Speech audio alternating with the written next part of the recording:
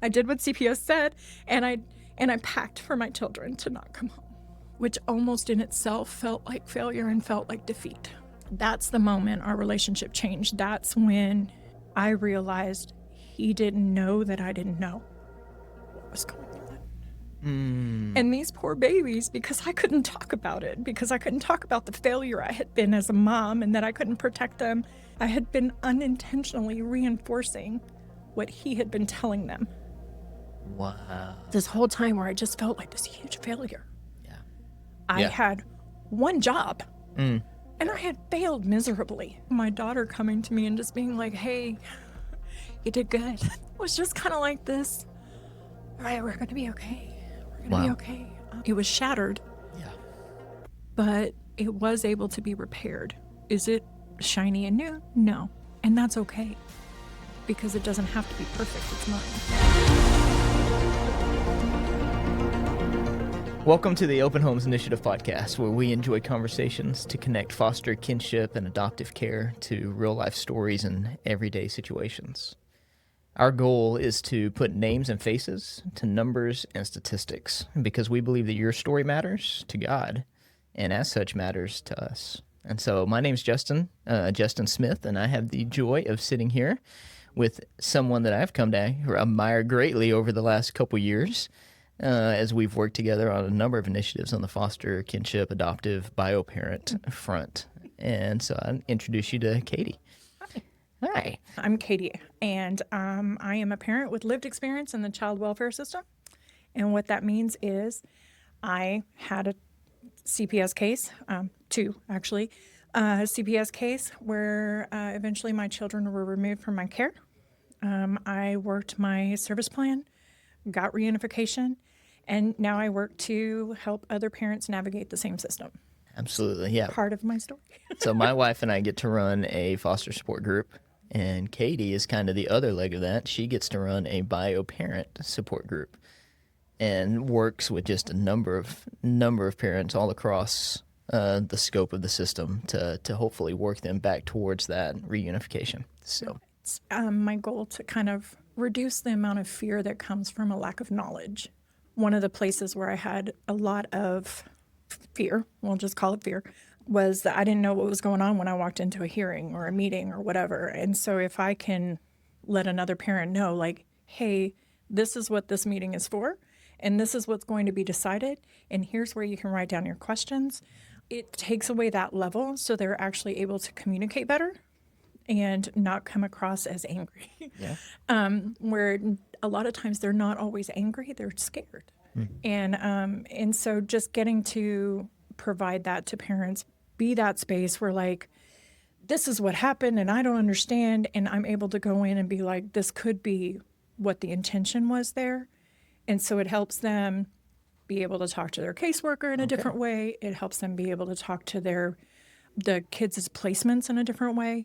And just trying to help them understand and see that this isn't just a system, it is people.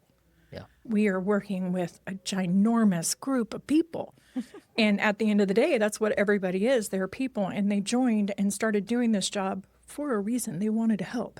Yeah. And what happens is a lot of times people get jaded, or they see so much negativity that it just eats away at what their why was. Yeah. And so when we can come in and say, okay, I'm going to make this choice to do this in this way, and I'm going to make this choice to not react in this way, and I'm going to make a choice to learn, and I'm going to come at this from a place of curiosity, and helping the parents learn how to reframe that so when they come to the lawyer or the judge or the caseworker, when they go and talk to these other people, it doesn't come off as an attack. Right, and so, because they often feel attacked simply because and of the what system, happens is and I see it I saw it with my kids all the time. Like, if you come in and you're yelling, then the kids are yelling back, and then you yell back, and all of a sudden everybody's yelling, and you just wanted to know where your shoes were, right? And it feels silly, but it's all stems from a place of fear. Yep.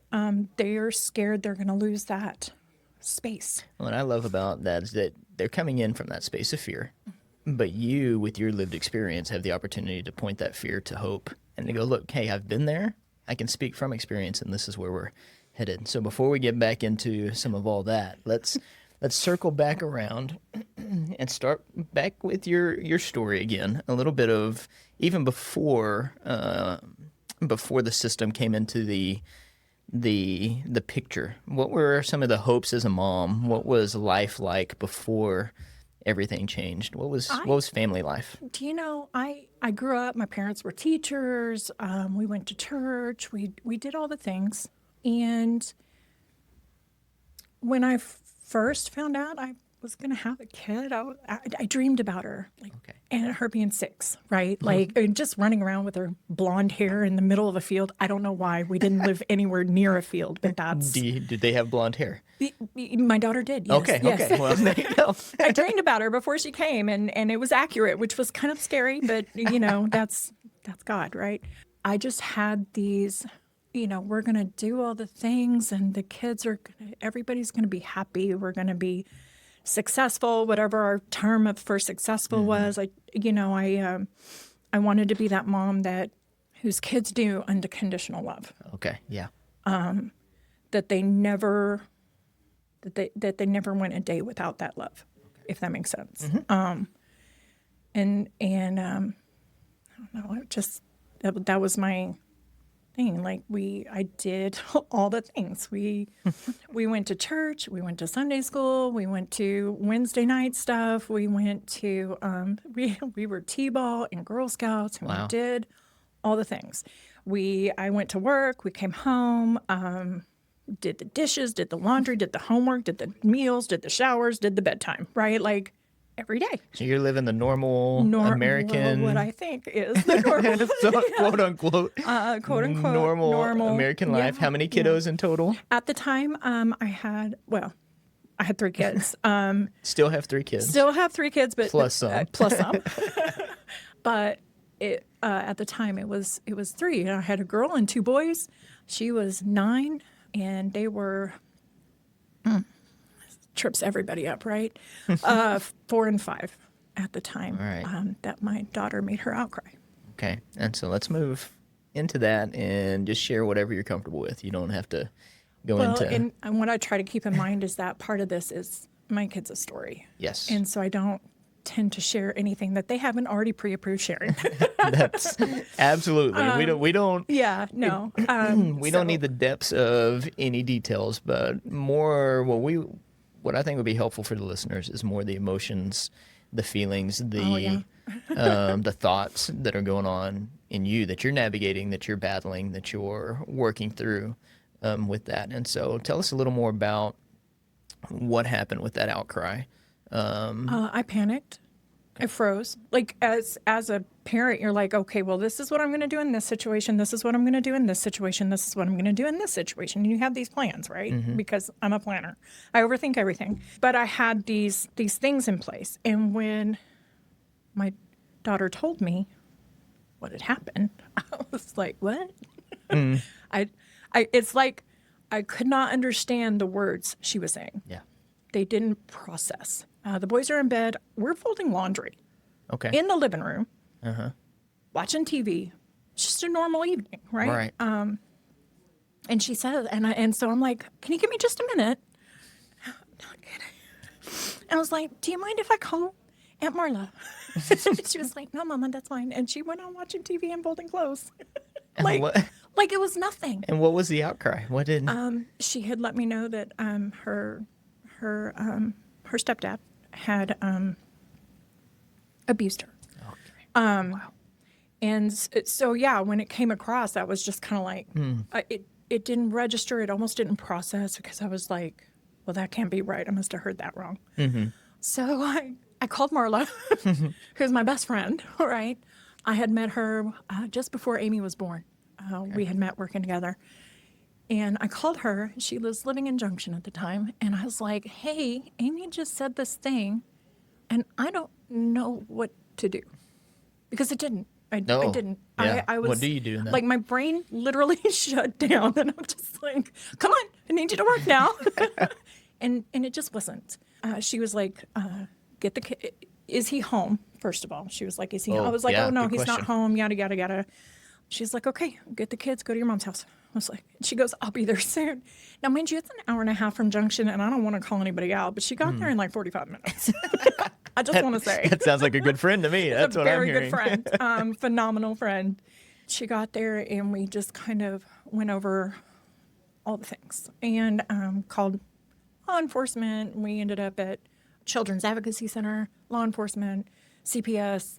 All the things were happening all together, all at once. My brain's still not processing, mind you. And a lot of this time is super fuzzy. That's one of the things that the parents that I visit with, I'm like, write everything down. Because you're going to want to remember this someday, and it's not going to come through for you. Because what I will say is that trauma brain and survival mode brain and crisis mode brain, those brains don't track memories. They're just trying to make sure you breathe and you remember to eat something. It doesn't even matter what, because like I said, I lived on Kit Kats for a while.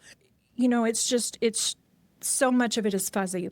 What I remember was this whole time where I just felt like this huge failure. Yeah.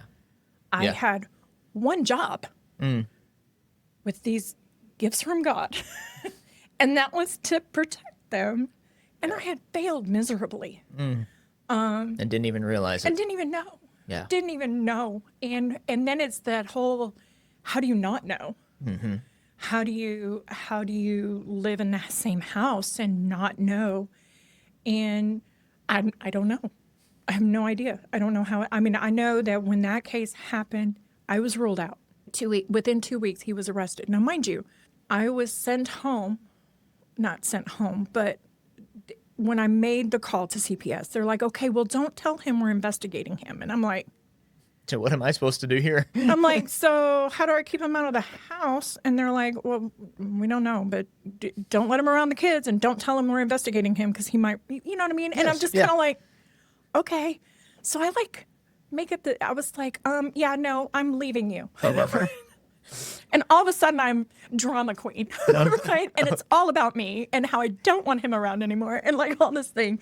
I had to send a friend of ours over to ask him to leave because I couldn't. I wasn't sure. I was so grateful. Let me tell you, when I say I was so grateful he wasn't there when the outcry happened. Mm-hmm. But I was super grateful the few days afterwards that I never saw him because I don't know. I don't know how I would have reacted. I don't know what would have happened. I always like to think I'm a cool, level-headed person, but you touched my babies, right? So anyway, wow. I had a friend come and tell him, hey, you got to go. He's like, why? He's like, I don't know. Nobody could say anything. Wow. Through the process of the interviews, we took the kids to Hope House. Okay. And it's a really great place. Where the kids, they do the interviews, so the kids only have to do the interview once. Okay, yeah. Which is phenomenal because as a parent, I'm having to do this like 3 or 4 times, like to 5 different people, and I can't even imagine my kids having to navigate that too. Right? Yeah. So they only had to go there once, and then we did the SAE nurse, or I don't know what she's called, SAE nurse, sane. I don't know. Anyway. Hopefully she's sane. Yeah, it's totally sane, which was another one of those things where it's like, really? That's cool that you do that way. Yeah. It's stuff you learn later. And I say that to say when my daughter was taken there to Hope House, through her interview, they found out that the boys had also been abused. Yeah. And from there, we went to go and see the sane nurse. And there, it's not a requirement. If the child refuses, they don't do the exam. Okay. Which I was like, wait, what do you mean? I'm the parent. Yeah. Do the exam, but I had to step back. And I need to know. No. I want to know. Well, and there's a space that happens when it's like, how much of that is just for you? Yes. And how does that affect kids? Yes. The kids have already put it into this space, right? Like, This is new information for it's you. over here. It's all brand new to me, but for them, I don't even know how long they've been Dealing with it at that dealing with it at that point, right? So we go through, evidence is gathered. Like I said, within 2 weeks, he's arrested. And then we go on about our business. Then I'm sent home because I've been ruled out, and I'm sent home with my kids. The kids have counseling. That's it. I am sent home with, do not interrogate the children. Okay. Okay. And keep everything normal. Guess who shines at normal? So yeah, we stayed in Girl Scouts. We stayed in T-ball. Everybody went to school. We did all the normal things. And meanwhile, I have created this space for my kids where, like, if they start talking about anything, I shut it down. Like, oh no, wow. we're not talking about that. Let's go get ice cream. Okay. Or let's go play a game. Let's go do something else. And we have created a space where it's not safe for them to talk. To talk and to work through anything. Anything. Emotionally. Wow. And I had no idea because I'm just trying to protect my own sanity, right? This own feeling of failure and this own, like, I'm just going to do what they said because that's what they said to do. Right? So the kids had counseling at this time. Did Yes. you have counseling? No. So you didn't receive any because you weren't the victim per se. I was not. And so, but very much the victim I will in say, other ways. During this time, I was trying to find something, but I hit this weird spot at the time. Now, mind you, this was 2009, 10. It's been a minute. There weren't as many resources for parents. Okay. Every time I would get a hold of one, I'd get excited and I would call them and they're like, oh, well, you don't have a CPS case. You can't have this service. Or you've had a CPS case. You can't have the service. So I landed in this space. Finally, I met a lady, love her, in the parking lot. And she told me about Parents Anonymous at the time. Okay. And that was my go-to. Okay. That was our meeting where I got to go and visit with other parents, my kids, somebody else fed them, and they got to do their own activity. And so I was going to that for a while. But the situation at the house was not going well because you couldn't talk to each other. Oh, nothing. It was toxic. Okay. It was so toxic. And we were still in the house where the abuse had happened, and we were still there because, it was a generational home. It was my grandpa's home, then my dad, and then my dad gave it to me. Okay. So, like, I was like, this is my home. Like, we own this. This is ours, right? I feel safe and secure in this home. It goes back generations. I didn't so much for the kids, though. Yes. Right. And I didn't see that at the time. However, this insanity that is happening in my house, like on the outside, we're doing all the things, right? We're going on to all the games. We're going to the meetings. We're going to this. They're going to the counseling. They're going to school.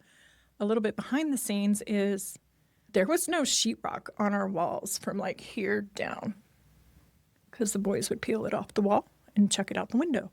Oh, wow. They ripped the cover off of their mat. I don't even know how they did it, but they're so good.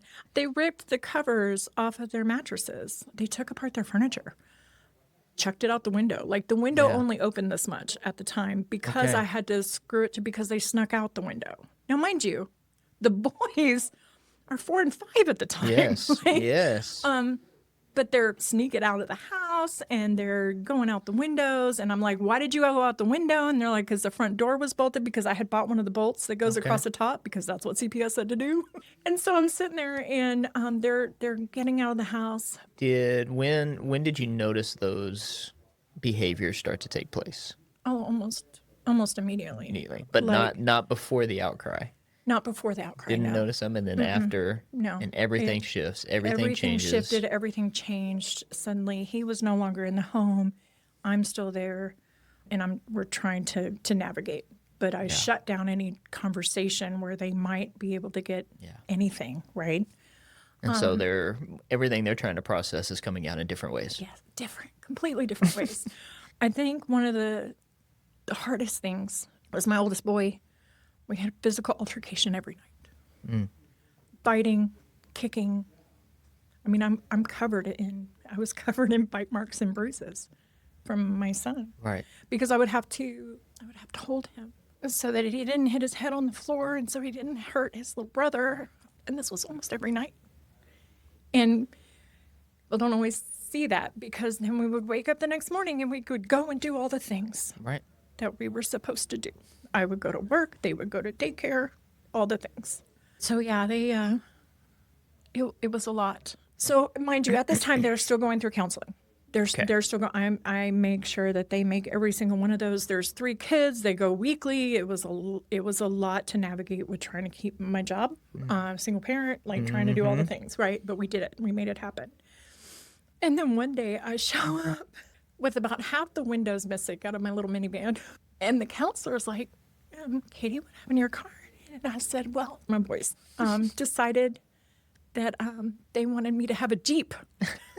And because that's what they said when I asked, "Why did you knock the windows out of Mom's van?" They're like, "We wanted you to have a Jeep." And I'm like, "I need you to go to your room now." Now, mind you, at the time, I'm still trying to, I'm doing this whole, which I don't recommend, this whole parenting thing where I don't tell the children no. They get away with everything. And there are no consequences. They've been through enough in life. They've been through enough. Yeah. I didn't want to tell them no. I didn't want to hurt them anymore. I didn't want to do anything. And of course, it doesn't work, by the way. So I literally, they knocked all the windows out of the van, and I'm like, "Hey, I just need you to go to your room, and I'm going to go to my room. We're going to cry, and then we're going to go to therapy." And so that was one of the calls to CPS on me. Okay. And so eventually the investigators came to the house, and they're looking around. Now, mind you, I knew they were coming. Okay. My house is clean. Like, I don't have trash you know what I mean? Like, I clean every day. I just don't have sheetrock on the walls anymore. I just didn't have sheetrock on the walls anymore, and stuff was out of place. And so I'm taking them around the house. I'm showing them, "Look, I have food, yay." And then my son, the oldest, comes running through, and the other case, because they came in a pair, and the other caseworker came in to the other caseworkers, or brought it to me. Sorry, there were 2 caseworkers that came in. I was taking them around, looking around, and the other caseworker came and brought me a crowbar and said, "Your son pulled this out from underneath the recliner." And I looked at him, and I was like, all my brain could process was, that's not where that goes. Because it's not. That's not where the crowbar goes. That should be in the back of the van. Where the windows are missing. Where the windows are missing, right? I did. And that was my only response. There was no, I had nothing left, right, at that point. I was like, well, that's not where that goes. Letting them know, well, I have a spot for that, right? I'm obviously not in the right place, because I don't normally let my children play with crowbars. That's a bad idea. And so after that, I got my family-based safety services case. Okay. And that's where CPS comes in, and they kind of work with a service plan where you get some kind of services. That's where I got my 4 counseling sessions, which I talked my way through. And I got a parent mentor who was supposed to come into my home and help me learn how to discipline, because obviously I didn't know how to discipline. Yeah. And so we've talked about safety plans in the past on this, but as a refresher, that is not an actual CPS case per se. The kids are not removed. They're still with you. Right. This is a prequel is probably the wrong word. This is before removal, an attempt to provide services to keep families together so that we don't have to go to removal. Right. And so so they're trying to give you these services now. Yeah. And the services, I'm enjoying them. The problem that I ran into was the parent mentor that I got assigned also had a small child. So out of the 6 sessions, I got 1. And in the meantime, I'm also doing the counseling, and I had a psych eval because I had taken myself off of my postpartum depression medication. My youngest was now 4 or 5 at the time. I figured it's no longer postpartum.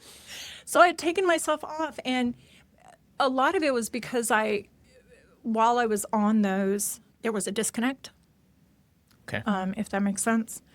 And when I weaned myself off of them, I was like, oh, this was not good, right? Just a lot of realization, a lot of things happening that had been numbed by that medication. But because I removed myself from them, they had me go and do a psych eval. Okay. During that psych eval, which was lovely, he was very nice. He had me list like, okay, well, you have 3 children, were the things, and then I had my oldest boy had the diagnosis of like the alphabet. He had the ADD, the ODD, the LMNOP, like all the and he was taking 4 different medications. Wow. Uppers, downers, like he was on a Prozac, which was what I was on. Like, we didn't share medication, but we probably could have. Sorry, that was probably not a good thing to say. But the idea is like, here's this 5-year-old who's on Ritalin and something to speed him up and something to slow him down. And he asked me, don't you think that's a lot of medication? And I'm like, well, yeah, but the doctor prescribed it. And so I'm like, wait, that was the first time where I was like, wait, I can say no.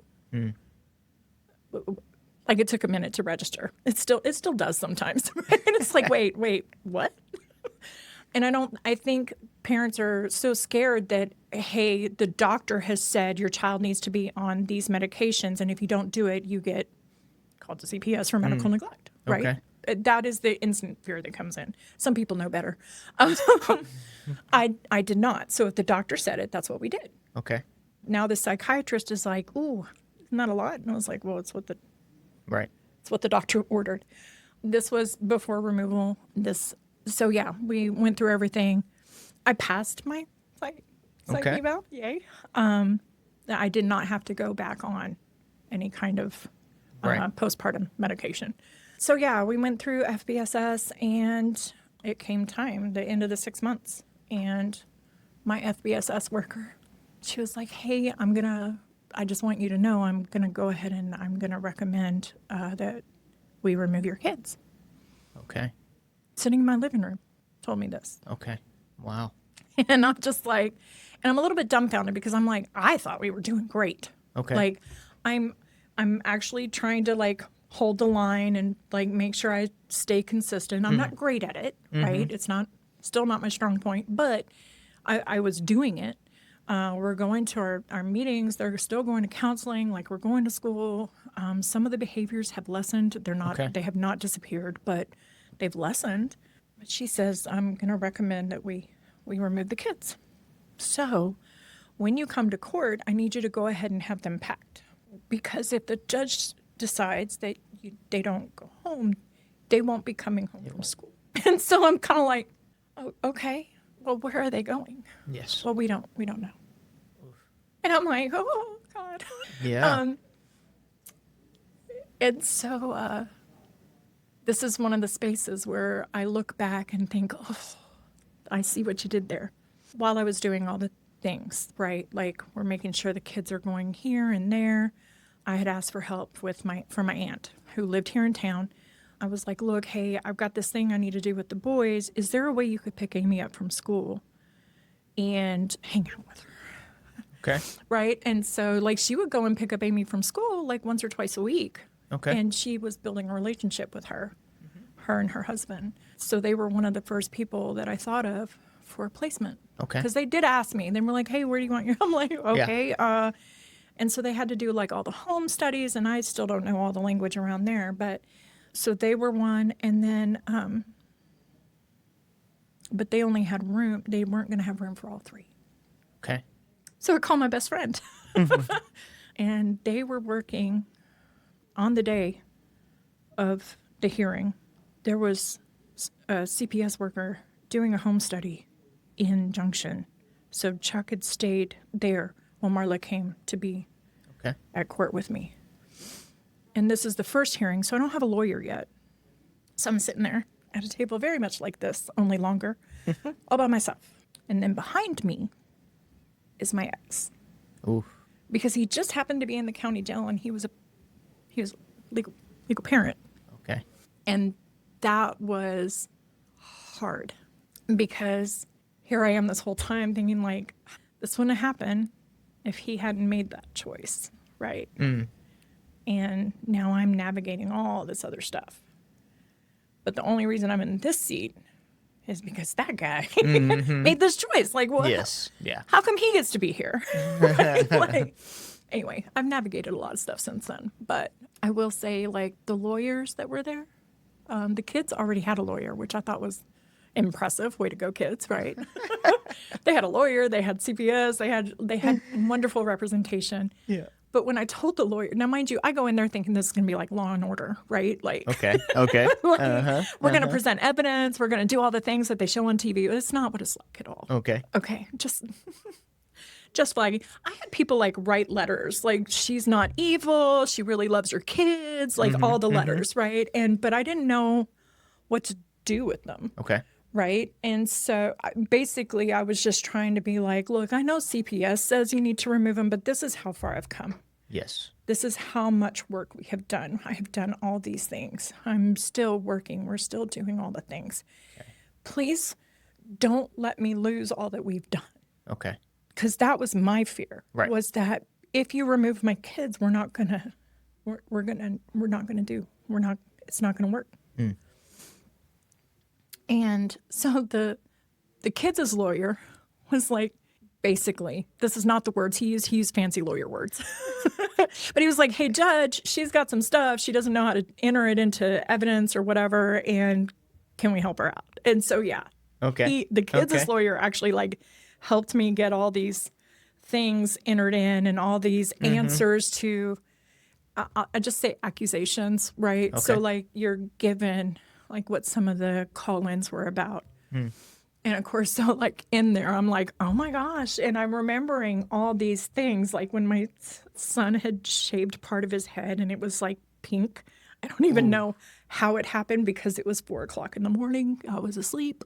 And so, yeah, anyway, so all of those things. So navigated all of that. At the end of that, and the judge hearing everything, he looked at me and he was like, we know you love your kids. I was like, well, yeah, but y'all have been through a lot. You need time to heal. I was like, well, what do you mean? What does that even mean? Yeah. Right? I didn't know what he meant because we were already doing the healing thing. We were already doing all that. Okay. And he decided that my kids weren't going home with me. And I handed their suitcases over because like a responsible person, I did what CPS said, and I packed for my children to not come home. Which almost in itself felt like failure and felt like defeat. Yeah. Like I had given up. And I'm just like, this sucks a lot. What was it like walking into the house? It was so quiet. Yeah. And as I looked around my home, it hit me what the kids had maybe been. And I don't know for sure. I'm making assumptions. But every time I looked into a room or I looked at a space, I was like, is that where that happened? There had always been so much noise and there had always been so much going on. And I had always kept everything so busy that I hadn't taken time to sit and process. And now that's all you had. That's all I had. Was time. So quiet. So much time because my first visitation wouldn't even be till Friday. And this was like Wednesday, I think, or Tuesday. I don't know. It was pretty hectic time. Felt like forever. It felt like forever. But I remember I got unsupervised visitation right away. Like that very first weekend, I got to go down, visit the boys. I got to go visit my daughter. She was here in Angelo. The boys were in Junction. But I got lost there for a second. Sorry. It's just so quiet going into the house. Like I couldn't process. And there's a lot of feeling of failure. And then there was this overarching thing that I'd been battling and not addressing for the better part of a year. Okay. And that was, what did I do so wrong that God's punishing my children? And that hurt because I had always felt like, well, if you do the right things and you do all the things you're supposed to do, then things will be fine. Right. Yeah. Right? If you do all the right things, things will go right. Like, he owes it to me. yeah, like that's what I deserve. Like, what are we doing? Yeah. And so I, had this little falling out, and we had my little arguments with God, which he's fine, by the way. He sat there quietly and was like, "No, I he got took you." it. He took it like a champ. You can yell all you want. I still love you. He did. He did all the way through it while I was sitting there just trying to figure out and navigate. I just got the picture of you holding your boy, right, with all the bite marks and all the other stuff. And that's that same image. I'm just going to take it. Yeah, I'm just going to take it. I'm just going to hold you while you throw your fit because I love you. And that's what I do. And there were a lot of quiet drives. There was a lot with loud music. Please don't get me wrong. But there was an hour and a half drive to Junction for my visitations. And a lot of those drives were me and God and having a come to Jesus and just having these arguments. And I remember there were a lot of times where I would go into these dark spaces where, like, my kids would be, when I go visit them, they're so happy. They're doing so good. Oh, good. Maybe they don't need me. Yes. Yeah, you got to battle that. And it was hard. But he was there the whole time. No. Eyes on the road. But it was in those drives where he was just like, hey, this wasn't something that I let happen. And it's like, whatever. But that's when I was like, or that's when he told me, like, it was very clear. And I know this is going to sound a little crazy, but he told me, he was like, hey, everybody gets a choice. And I have to work through other people to navigate the choices that other people make. And so while this isn't a choice that he necessarily, because he doesn't, this is all, he had placed people in my life that helped me navigate the choice that this person made. And that's one of the things I had to come to terms with. Like, we are all one choice away. Absolutely. From anything. And it's not always our choice. Sometimes it's somebody else's choice.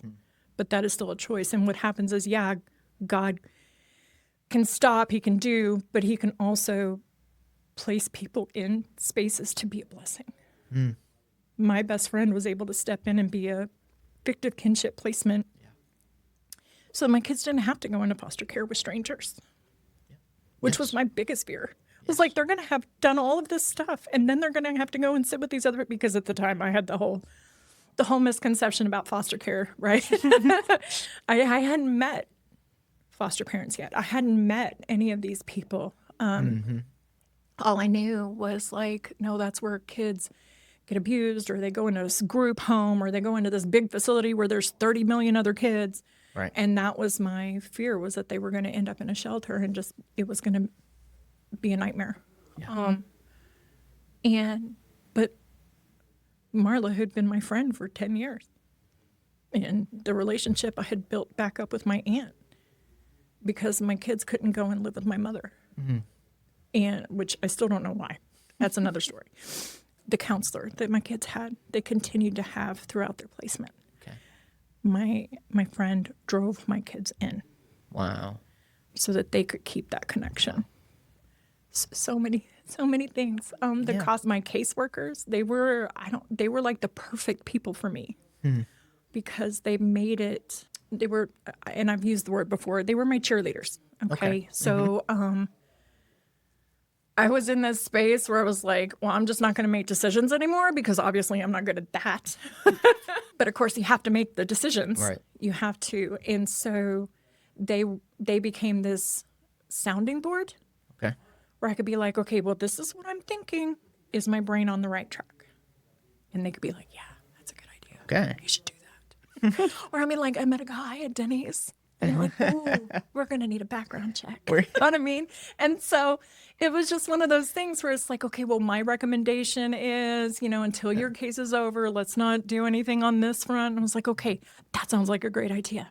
Yeah. You know what I mean? But they became this safe space for me to be able to make a decision, follow through on that decision, and be able to learn how to navigate and do these things. The placements helped me learn how to discipline in increments. Okay. So one of the really cool things that happened along the way was Marla had worked with the pediatrician in Junction to get my son off of all those medications. Okay. And then get him re-diagnosed. So he was no longer all of these things. He had PTSD. Okay. Yeah. Which is a completely different thing. Completely different thing. You can only medicate that so much. You have to do, so he actually started going he had one medication. They worked with his diet Okay. Like they, Makes like a the massive whole difference. whole family did it. Even me a little bit. I laid off the Kit Kats. Yeah. But I started looking into things. So like they were doing everything from scratch. And I was like, well, we're not all going to do that. But it was one of those things where they were able to put back in and be like, okay, well, this is what happens when we have a whole banana with this medication. Okay. Or we can't eat pineapple with this medication. We can't do red 40. Wow. I'm going to say And the reds are in the there red somewhere. 40. And I'll tell you the funny thing about the red 40. So for my oldest son, it made him physically aggressive. Okay. For my youngest son, it made him sad. Really? Like Complete opposite just sad. reactions. And from my friend, migraines. To this day, she doesn't eat red 40. She figured that out because about she gets herself migraine. Yeah. in that. And I'm just like, who knew, right? And so, well, people know. I was just learning it. But it's one of those things that I was able to keep consistent when I got visitations. Yes. So she's like, this is what we're working on this week.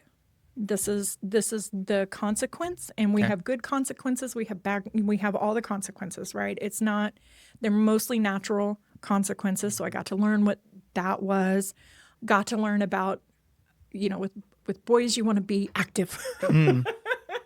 They don't all want to do the things. You want to get rid of some of the energy so that they can actually process what they need to do, right? And so these were all things that I learned while the kids were in placement. Wow. And it was incremental. So like I would take them and they'd be like, we're working on this. And so I would keep that while we went. Okay. When we had the visitation, if we had an overnight visitation, I would keep the same thing so that there was a consistency there. Right. And I was able to apply it, right? Because I didn't have parenting classes at the time. They weren't available. Okay. So my placements were my parenting classes. Wow. With my daughter. And it seemed silly. I was like, but my daughter thrived. Okay. So they had a schedule written out, like 8:05, brush the hair, 8:06, brush the teeth, like all of very detailed. And this is what we do before school. This is what we do after school. It was on a clipboard by her bed and it had the check marks. Yes. Wow. And she thrived. Okay. And I was like, okay, all right. This, you know what I mean? Like I could do this. And I remember one of my biggest fears, and this is how well I knew my aunt and uncle at the time. I was like, oh my gosh, do they even believe in God? My first visitation with them, we sat around the dining table to have dinner. Okay. And the first thing they did was pray. And I just remember like, oh, thank God. Because even though I was on the outs with God, right? Like I still, he still needed to be around, right? But it was one of those things where I was like, oh, thank goodness. Well, then one of the things that they were working on with her was scripture memory. Okay. Which I did as a kid too, whatever. It wasn't the same because I grew up in a different religion, but the first one was be still. Which my daughter needed. Okay. But it's one I still remember, right? Because I'm like, okay, just be still. It'll be fine. And the second one was Jeremiah 29:11. Okay. And I'm not going to quote it because I'll mess it up. That one in your situation is much more like what the people were going through when it was originally written. Yeah. It's not what we typically as Americans use that verse for, but in your situation, it's like, okay. I don't like what's going on right now, but I don't. But it when I look back now and I see all the people that he placed into our lives to help us navigate the situation, I'm like blown away. Yeah. Because he knew. Yeah. Before we were even formed, he knew at some point somebody's going to make a bad choice and we're going to need to work with that. Wow. Right. And I remember we were about halfway through placement. So this would have been 18 months after the initial outcry. Okay. We were sitting around the coffee table at Aunt Marla's house and we were having pizza. And we had gotten into the conversation. Now, mind you, I'm still not used to talking about any of the events at this point. I wasn't comfortable. It still felt like I was trying to interrogate. I just wasn't.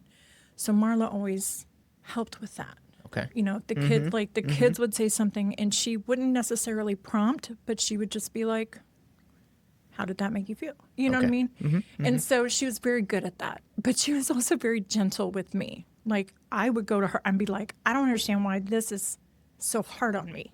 Yeah. Like, it didn't even happen to me. Yeah. Like, I couldn't understand. And she was like, well, it happened to you times 3. And I'm like, Wow. oh. Wow. Like, I'm trying to absorb all their pain and all their suffering and trying to make it better. Right. And it's not working. Yes. Because, of course, I'm trying to do it by myself because I'm mad at the big guy right now. But we're sitting there at this table and we're having this conversation, and it came across that I had called law enforcement on the ex. And my son stopped. He put down his pizza and he was like, what? And he just looked at me and I was like, what's the matter, baby? And he was like, you called the cops on my dad? And I was like, yes. And he said, why? It's like he was hurting you. And that is the moment our relationship changed. That's the moment our relationship changed. That's when I realized he didn't know that I didn't know what was going on. And these poor babies, because I couldn't talk about it, because I couldn't talk about the failure I had been as a mom and that I couldn't protect them, had spent this whole time, I had been unintentionally reinforcing what he had been telling them. Wow. That I knew what was going on and that I, and all those things, because, I was going to work every day and then come home, we do all the things, and then we go to bed, we just, and then I get up and do the same thing the next day. I'm a mom. Yeah. Let's go. Yeah. But it was just reinforcing because I couldn't talk about it, because I had all these other feelings around it. It was just reinforcing. So all of his outcry and what he was dragging his little brother along with and sister was a not understanding how come he had to stay with me and dad had to go. Wow. And to this day, I still remember that look on his face. I don't remember a lot, right? Mm-hmm. But I remember that look and just that shock. And I think it went both ways. Like, that was the moment where we were like, oh, okay, well, let's move forward. Okay. And so we were actually able to navigate some of the different. Yeah. Because that's what it was. It was different. Yeah. And again, we're back down to choices. Like, I made a choice. Okay, we're going to call. We're going to do the thing. We're going to, and then we're going to navigate talk about it. And then we're going to. And so it's just. So where are the kids now? Oh. Where are you as a family now? I am now able to have the weird conversations that I guess normal families have. I don't know. It's like, oh, are we sure we want to do that? And trying to approach everything from this space of learning. And I tell the kids all the time, like, hey, I'm still learning. I'm still navigating. And I'm learning new things. Mm-hmm. Like, I learned something just new this year about dads in postpartum, and that they also get it. So I was able to impart that to my son and be like, hey, here's a new thing I learned. And just always approaching things from this place of learning new things. And we're all reunified. Okay. How long did that take? Well, it took exactly a year. Exactly a year. Okay. And in that process, you met somebody. I did. He's phenomenal. Sorry, I still blush. He's one of those, he helped me have faith in fatherhood again. Okay. Because this was a guy who had his own struggles. It had navigated his own things, had his kids, was living with his mom at the, doing all the things. And I actually met him at Denny's. I know we joked about it earlier, but I met a guy at Denny's. But at the time, it was high. But I'd love a coffee, thank you, because he was the waiter. Okay. At the time, I had connected with this other lady whose daughter had been very much through the same story my daughter had been through. Okay. And so she was there, and she would kind of help me navigate, or just be a sounding board again, or just somebody to confide in. Well, come to find out later on, long story short, she was his mother. So I had gotten to be friends with his mom first. Okay, start with mom first. Yeah. That's the trick. But it was, it was this weird thing where he had seen all the ugly, right? Like ugly crying while I'm trying to do paperwork, because when you have to do a case through CPS, you have to file, incident reports. You have got to do everything, but I had to do it times 3. right? So it's not just her story, it's their story too, and Right. all together. There's a And lot of paperwork on this a lot side of paperwork. the And so equation. rather than trying to do it at home, a friend of mine came over, watched the kids so I could go up and do it. I didn't want to bring it home.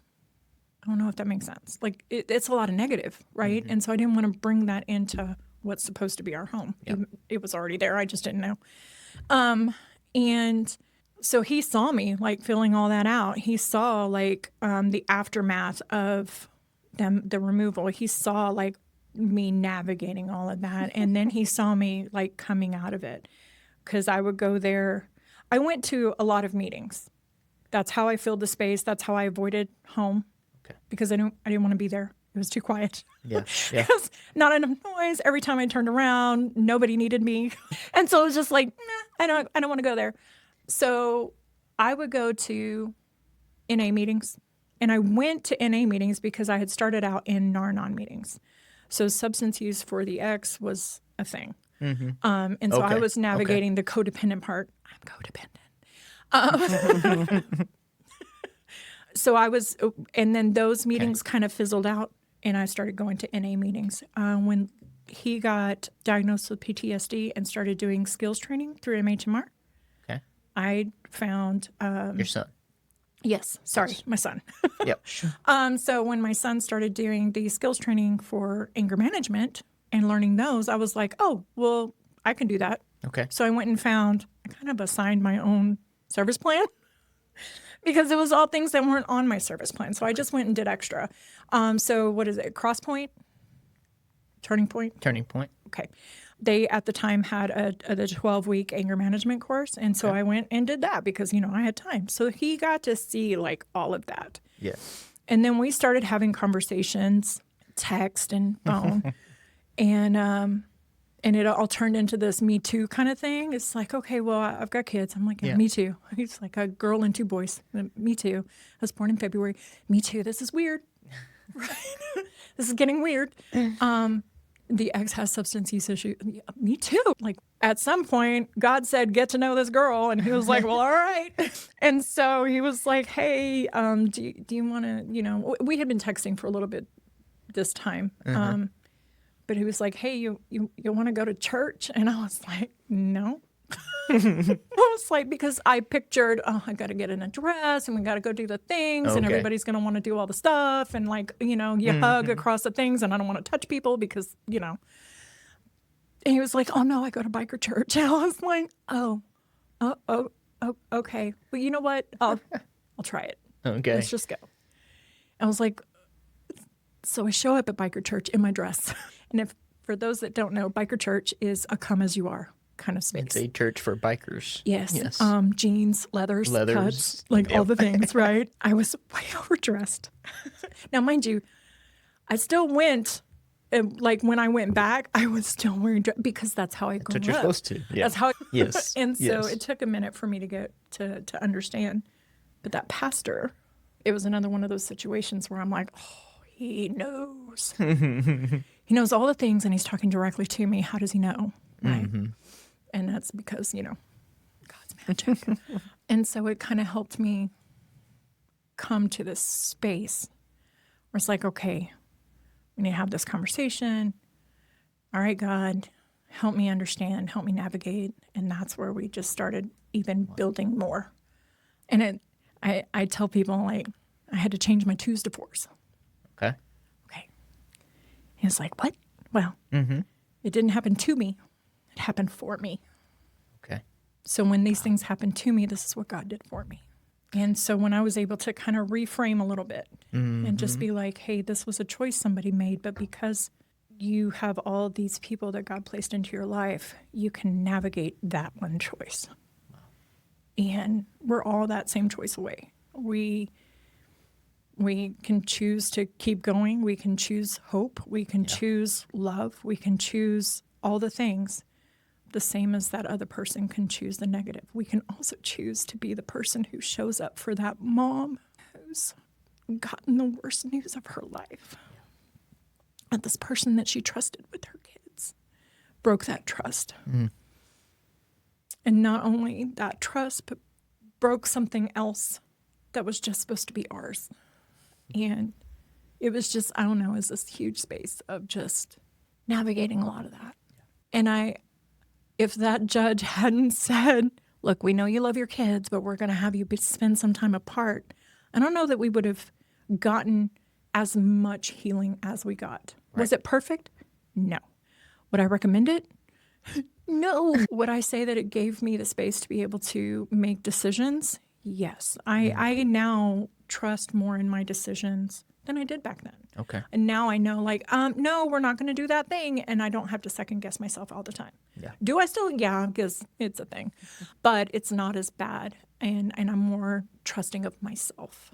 And can I just also say, being able to go into these other spaces where I'm seeing people trying to build that trust with other birth parents. Okay. So, like, I was lucky. So lucky. I got to have the placements, the fictive kinship, the kinship placements where they worked with me so that when I got reunification, it was stronger. Okay. Right? I was also given this space where I was able to learn how to make decisions and trust in those decisions. So when it came time for mediation and I was getting the kids back, and I was terrified. Mm-hmm. And I said this before, so it's nothing I haven't said before, but I was terrified. I'm like, I'm gonna mess this up. Like, if you send me home with all the kids all at once for 24 hours a day for an entire whatever, like forever, I'm gonna mess this up. Mm-hmm. I was terrified. And what my fear was that I wasn't gonna be able to build the relationship that my kids needed for us to be able to live together as a family. 24. And to that very last hearing, I was like, hey, can I ask a thing? And they were like, okay. And I was like, could he come home first, my oldest boy? Because that's the one where I had the most headbutting, right? Power struggles. Can he come home first? And then at the end of the school year, my youngest boy come home, because that would put everybody in San Angelo. And then maybe in the middle of the summer, my daughter kind of do this staggered return. Right. And they were like, yeah, sure. And I was like, wait, what? Really? And so I went through and I was like, okay, we're going to do this thing. And I tried to work with the kids and be like, okay, look, this is how we're going to navigate this. This is to help us learn how to live together again. But I never really thought about, I thought a little bit about how are they going to feel not getting to come home all at once. But when I asked them, I was able to have this conversation just a couple of years ago, like, hey, how did that whole reunification thing feel? And my daughter was like, it was great. It was great being able to come into a space where y'all were living and then go and have my own space again and get used to that new dynamic. We're about to start transitioning our foster kids back to their home, and we're just talking about that with the caseworker right now. Can we start overnight visits? Can we make this transition? We know we're going for this date. Can we do this? And it made a huge difference for us, because what would happen is I would, like I don't know if I'm supposed to say names or not. Anyway, up to them. Typically I don't, so sorry. Yeah. But what I would do is I would take my oldest with me to the visitations. And so, like, if we were going to Junction, I would go pick up my daughter, and then we would go to Junction. Mm-hmm. And then I would come back, drop her off, and then bring him home. And then they would also come in, and we'd have, like, a weekend visit. And that way we just got used to the little bit more of that dynamic. Mm-hmm. Was it perfect when everybody? No. Was it weird? Yes. In this time, I managed to keep my job. Okay. Which in itself is a slight miracle. So thank you, job, because I was working at a space where I was like, here's what happened. Here's what I'm going to have to navigate. And they're like, okay, we're behind you. I was like, cool. All right.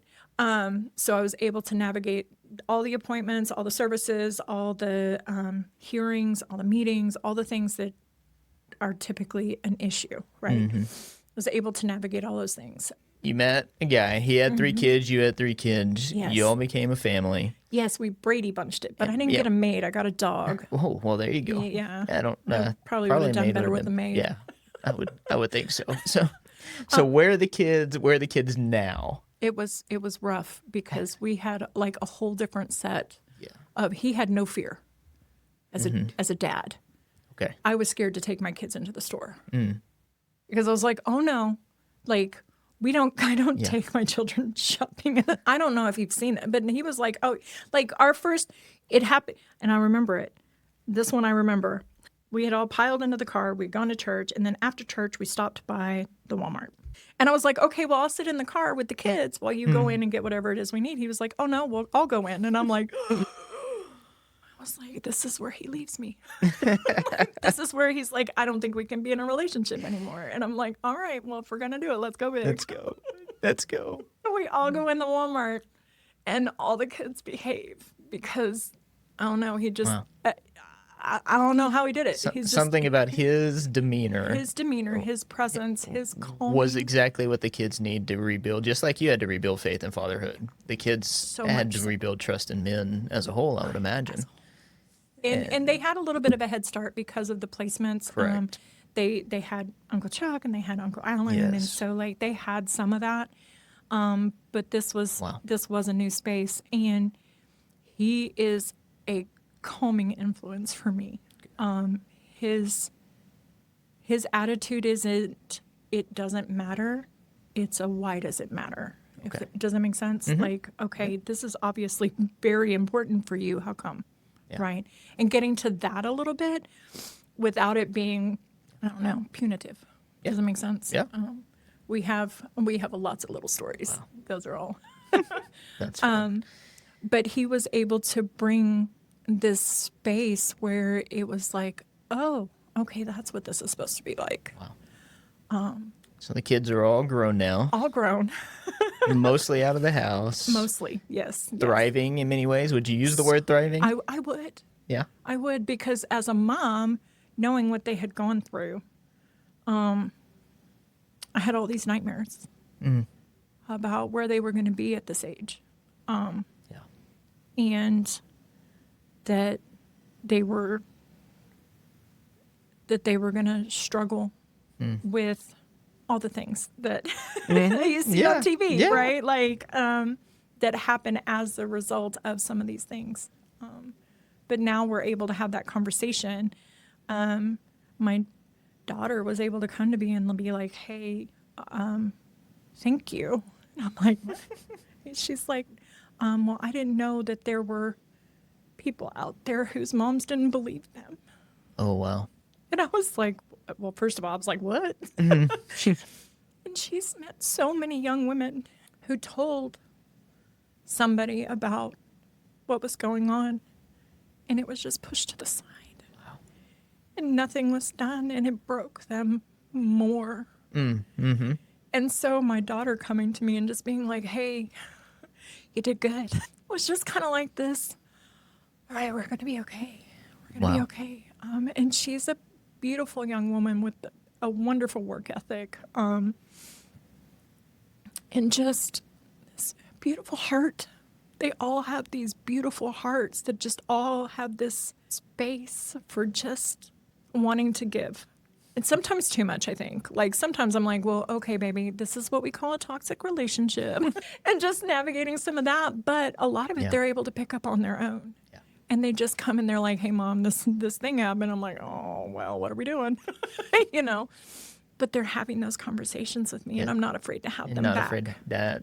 And to me, that's the success. It's made all the difference. Huge. Communication. Yeah. Talking, it was a choice. working through. Well, that choice. I think a big shift in that is the 2s and 4s and that just that change in mentality. And if you take that back to the Jeremiah 29:11, right? That verse starts with 4, right? It's 4, I know the plans that I have for you, right? And then it's the 2, right? This is what I'm doing to you, not what others are doing to you, not what's going on over here. Because of this shift, the 4, I know the plans I have for you, right? 2, give you a hope in the future, right? And that's what we get to see in this story. In the end is everything is worked out to where they are today, where you are today, not just in the family, but even into walking alongside others, and helping them navigate everything that you've gone through.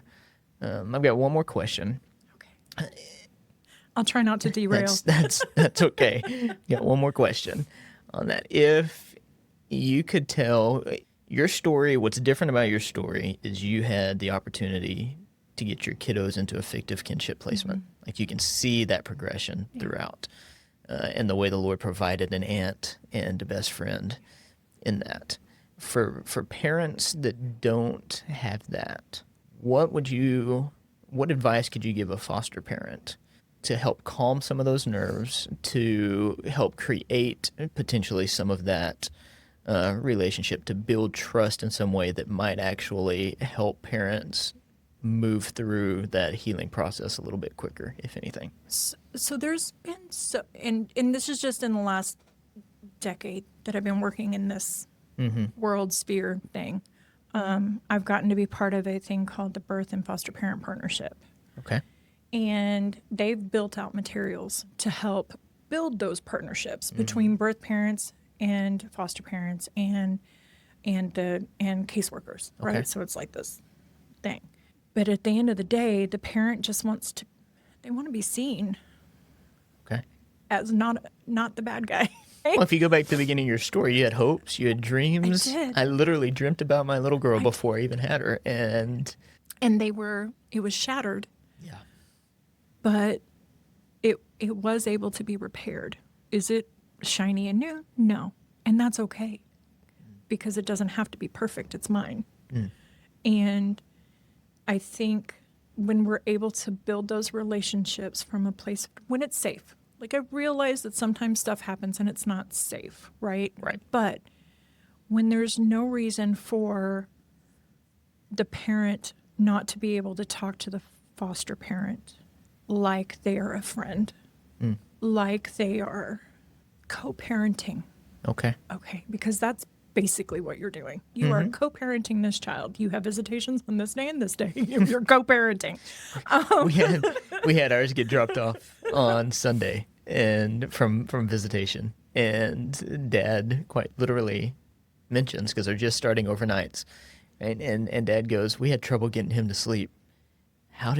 What do y'all do? How do you do it?" And so we did. We get to have some conversations on that. Just here's what we're trying. We don't do it perfect either. Yes. But and I think that's the magic part of where it happens. Like, my placements help me learn how to be consistent. Yeah. Because that's what my kids needed. They needed structure and they needed consistent, which I could do. And I can see it working. I just didn't know I had to. I mean, for my daughter, I could see this actually works. Hold on. There's structure. Right. And she's like, okay, well, if I need to tell her to do that, we will do it. And we still did it in a different way, because there were 6 children now. Right. But when they know what's coming next, it provides them with this level of safety. Yeah. And when the kids know, okay, when I go to dad's or mom's or placement, it's going to be the same structure. Yeah. Yep. It helps create this net of safety that helps build those levels of trust that they have to rebuild. But that was a lot of it for me. One of the things I tell the parents that I work with now is we have a whole sheet in our binder that we put together that is like your family traditions and like things that you want people to know, right? And that's a space where they can use that going in and coming out, right? So they can use this to let the placements know, hey, we celebrate this holiday. Right. Okay. And this is how we celebrate. We go big for 4th of July. We go big for 4th of July. We don't so much for Halloween. Okay. Right. We do all the things. We go out. We go big. And for Christmas, we do it on this day rather than this day, so that we can do this. Right. Like navigating some of those things so that those things can remain consistent for the kids, but then also on the way out. Right. Like, hey, how do you help him sleep at night? Right. What is the bedtime routine? Right. What are these things that can make the child feel safer, because this is consistent. Yeah. And it's amazing how much kids need structure, and we don't realize it we don't because realize it. kids are so random. Yes. Right? Yes. But they thrive. fun. Like I always found it amusing. Like when they were doing the whole diet removal thing, they had removed red 40. So my son knew he wasn't supposed to eat red. Okay. Okay. And he knew that. He didn't get in trouble, right? But he knew he got treated differently when he wasn't physically, right? So like he knew. And then Valentine's Day came. And he's like, Mom, I didn't eat any of the red candy. But he's bonkers. And I'm like, oh, yeah. What did we eat? It's just the pink and the orange. And I'm like, Just the pink so then we had the color wheel discussion, right? Like, hey, guess what makes orange? That's Guess funny. what makes purple? Guess what makes pink? And so, it's one of those things where it wasn't punitive, but it helped him understand, I didn't eat the red and I'm still crazy. That's right. That's funny. But it opened us up to be able to have those other conversations. Yes. But I think if you can come in looking at things like, hey, we're co-parenting, we're all making choices, and thank you for choosing to show up. Yep. Thank you for choosing to encourage me. Thank you for offering hope. Thank you for providing a space for my kids to just be kids. What I've heard consistently throughout this entire story is the necessity of conversation, right? To not just be able to process myself, but to allow others to process and reciprocate, and then to help one another move forward. Whether it's a phone call to a best friend when I first hear something, whether it's engaging with my kids and helping them process, whether it's being on the same page there, whether it's foster parents talking to bio parents, like it's all deals with communication and how can we better communicate with each other, and how can we make sure that stays for the good of the kids, for the good of ourselves. And I think one of the hardest things that Marla did was tell me, if your son doesn't want to talk to you, I'm not going to make him. And I was like, excuse me, ma'am, you're my friend. I'm just like, okay. I didn't realize that he needed to be able to make that choice. Now, mind you, my youngest was like the whole 9 yards. Like, it was a long conversation with him, and he's about like me. He just can go on and on. But my oldest, he had withdrawn. This was before our breakthrough. before the break. And so he several times just chose not to talk to me. But the important thing was there. And I didn't see it then. I see it now. And I saw it later. I called every night. Okay. He knows that I called every night. Right. So when it came time for all these things, he could see what I had done. And that it was his choice to not have a conversation yet with me. And it wasn't a no, it was just not yet, right? All the things. Yeah. But it was one of those spaces where he was able to make a choice. He was able, and to have that choice acknowledged. And I don't think that gets enough play. I know we had talked about it a little bit earlier. ACEs, adverse childhood experiences. Well, there's also positive childhood experiences. And in placement and after placement, and even some before placement, when we were going and having fishing trips, when we were trying to build things up, right? We're creating these positive childhood experiences, and those can help shore up. They don't remove the adverse. Right. But they help a child, let's face it, like they can help adults build up that resilience that they need to be able to make it to the next day, or to be able to walk somebody else through. But I think those don't often get counted as much. So every time my son was able to say, I don't want to talk to her today, and that choice was supported by the placement, and he wasn't forced into it, that built up his ability for trust. It built up his resilience. It built up like all of these things that had been broken down over time. Wow. And I think that's one of the things that I call it magic. It's part of the magic that comes from that co-parenting space when you're working with foster parents who've been through tons of classes, right? Like foster parents go through training, Lots of it. And I think it's a space where they can almost be parent mentors for those birth parents. Yeah. I say almost because it's a different dynamic, It is right? a different dynamic. But when you can come into the space and be like, here's what we're working on, right? Because it's all, at the end of the day, it's all a choice. Conversations and choices. Yeah. And I think, so changing the twos to fours, making those choices, choosing to show up. Because let's face it, we could choose to not show up. We could choose to not be there. Right. And I'm so grateful that all of the CASAs and the people that were involved in my case and the lawyers and the parent mentor when she did, the Parents Anonymous members, like all these people, the people at NA, the people at Denny's, all these people, they chose to show up. Yeah. It was amazing.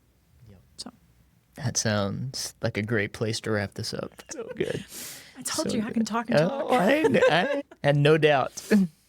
And I knew what to expect, and I enjoyed hearing your story to the depth that you were willing to.